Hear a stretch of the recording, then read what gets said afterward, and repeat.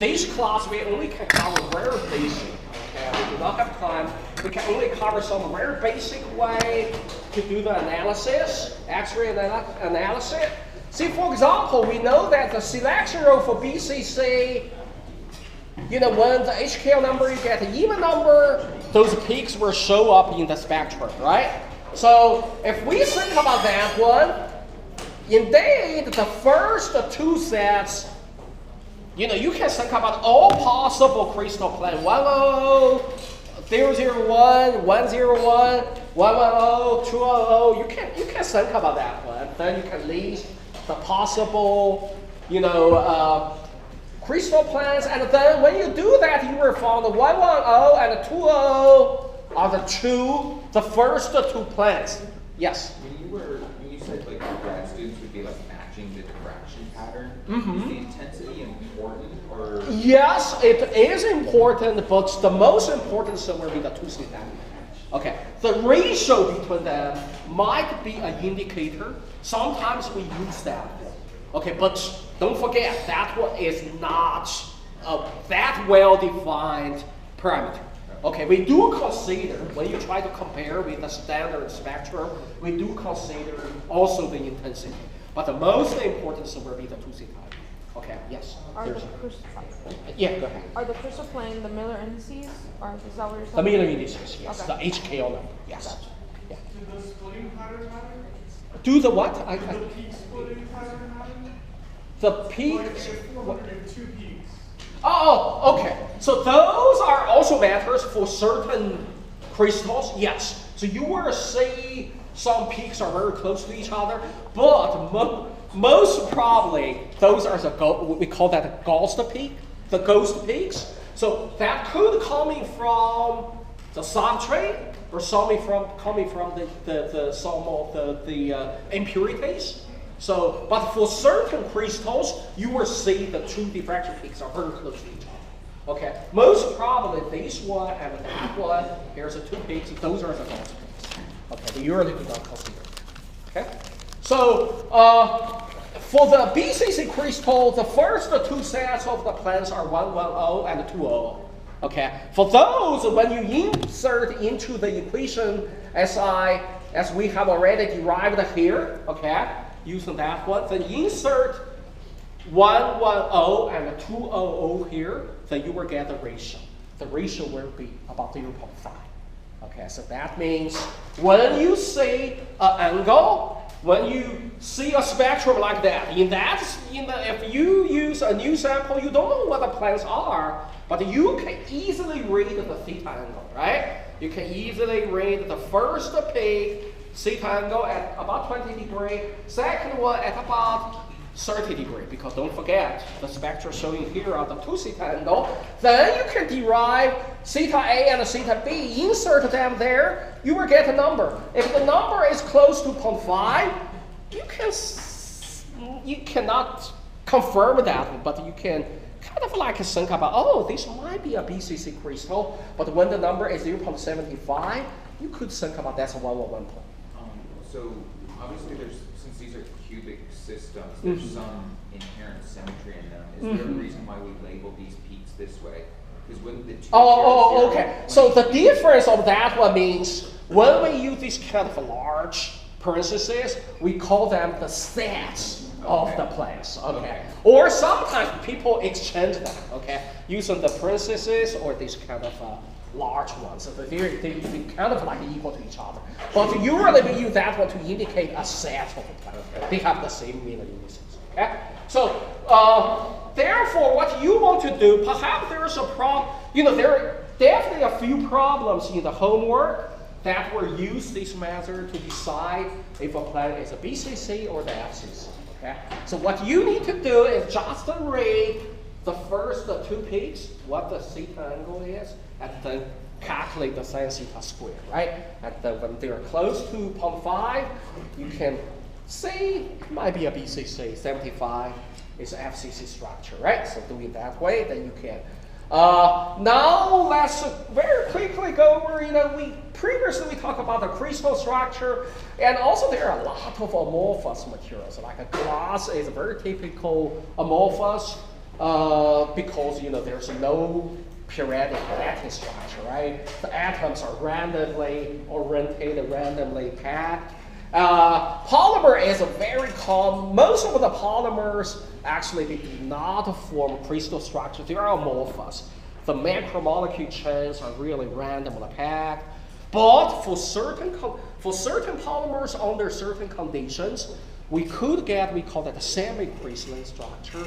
So that means in a small scale, the polymer chains could be packed in a very periodic structure. So when we talk about the polymers, we will talk about that one, okay? The semi-crystalline structure or the semi-crystalline crystals are will affect the properties of the polymers very significantly, okay? So glass is, as I mentioned, is a very well-known amorphous material, right? And also, indeed, there is a really hot topic in recent years. People call that metallic glass because metals, if you think about metals, you always think about their crystals. But if you cool down that, well, today, when we talk about the cooling in the next chapter, when the cooling rate is so high, so that means a super fast cooling rate, what you will get, the metal atoms will not have enough kinetics, will not have enough time to go to the low energy state or the equilibrium state. In that case, they will be locked in the random position. So that means you could get amorphous metals. And amorphous metals, actually, in many applications you really prefer those. Because, see, for example, when you have a very highly ordered crystal structure, they might have directional related properties. Along certain direction, they have could be a good, mechanical property. But it's anisotropic, or kind of like anisotropic, okay? But if you get like a metallic glass, because you disturb the order, there's no long-range order inside these kind of amorphous metals, you will have very desirable isotropic properties. So that not displayed in the typical metals. Okay, so we are going to very quickly cover that one, but as I mentioned, we do not have time, but that's a hot topic in recent years. Okay, so that finished chapter 3. The most important thing for chapter 3, you need to know, say for example, how to draw a crystal plane with a certain Miller indices. Or if I gave you a plan, if I draw a plan, I want you to decide the Miller indices, you need to know how. Okay, and also how can you, use the Braggs law to decide, say for example, to calculate like a DHKL and then correlate the DHKL number to the lattice constant or to the reverse. So something like that, okay? So, yes? If you ask us to draw something on a test, do you provide like isometric paper or something? No, you just draw. I do not need you guys to give me a perfect.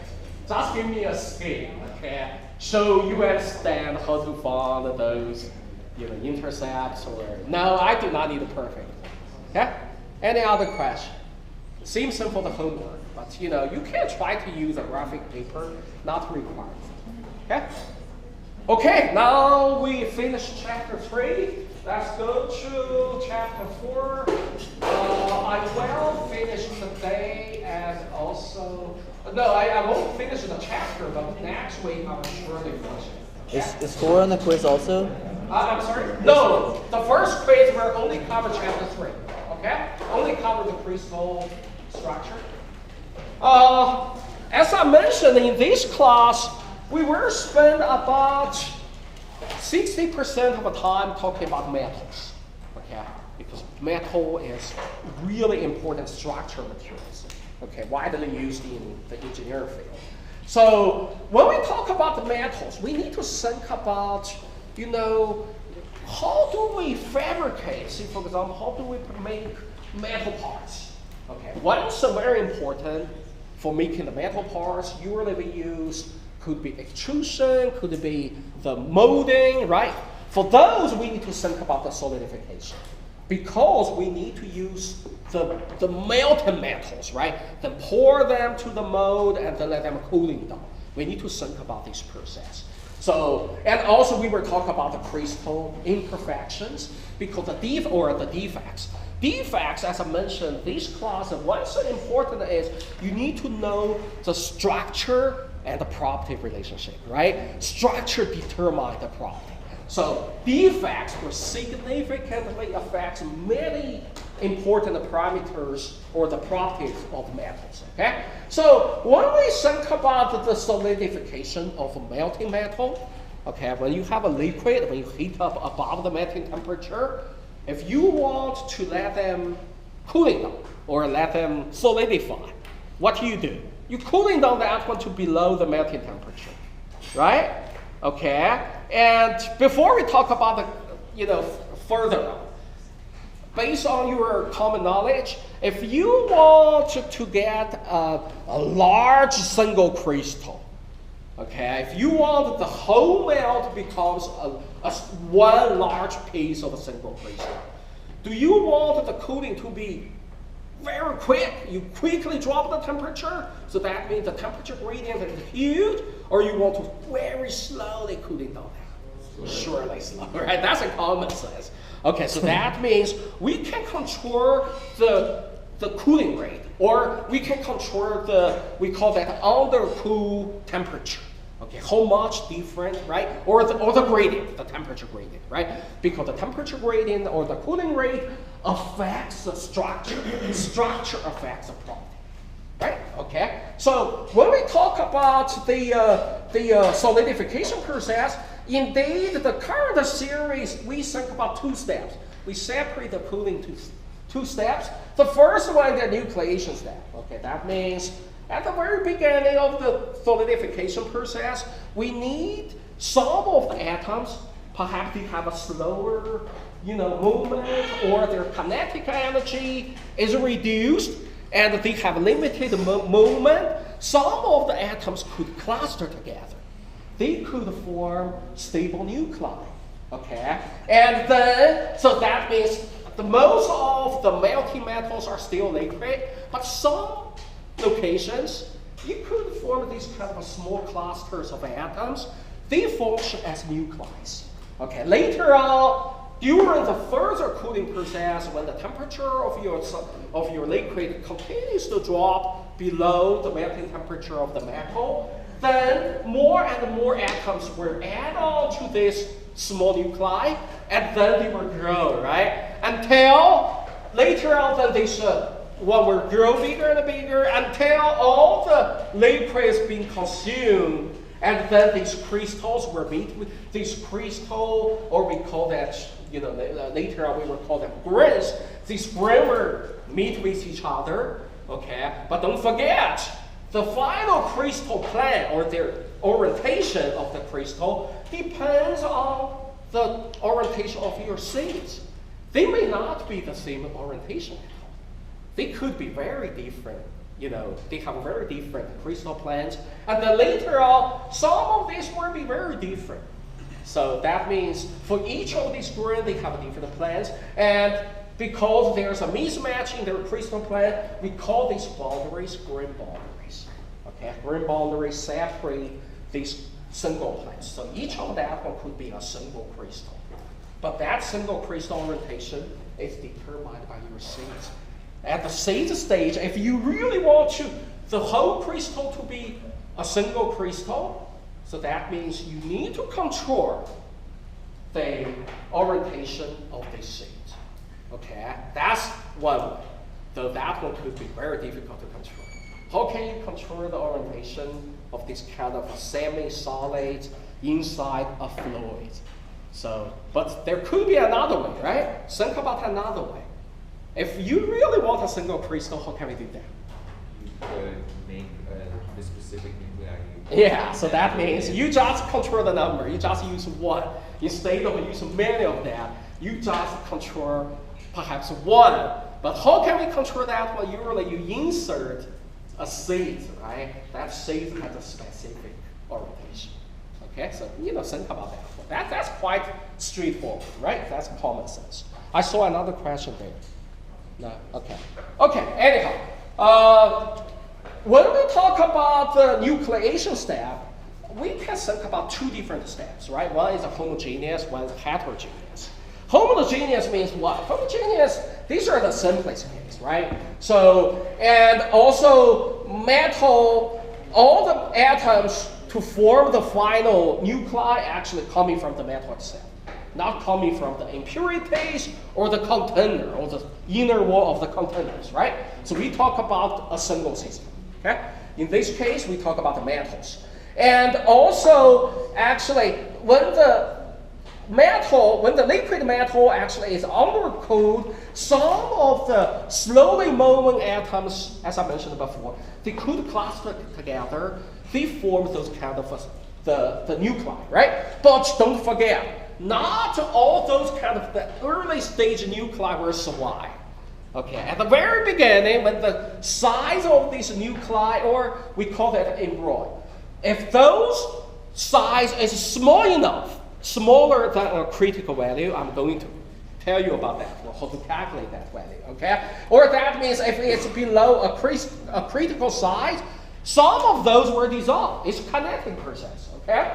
So they can nuclei, or or more atoms can nuclei on that one, or the small embryo can dissolve.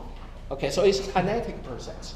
So, but there is a critical size. When the size is above that one, then the nuclei could continue, and then the more atom can join that one to form a single crystal later.